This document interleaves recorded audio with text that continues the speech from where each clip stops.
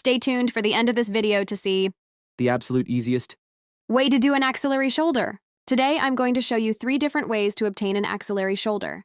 You have probably seen the first 2, but perhaps not the last one.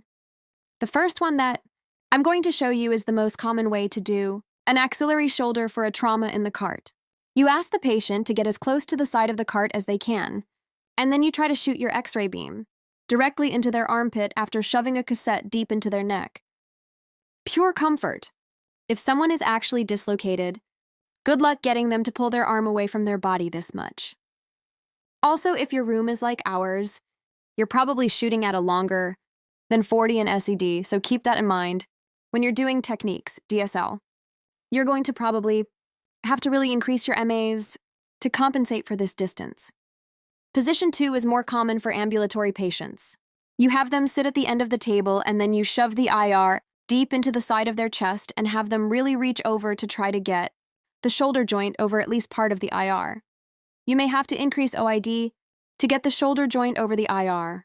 Again, remember, if you increase OID, bring up SID to compensate for the distortion, magnification. So you'll need to increase MAs to compensate for both the SID, DSL, and the OID air gap. You can either take this picture straight on, as I have demonstrated here, or some techs will add a 5 to 0.10 degree angle down the arm to try to shoot the shoulder onto the IR cassette. Finally, the one you all have been waiting for!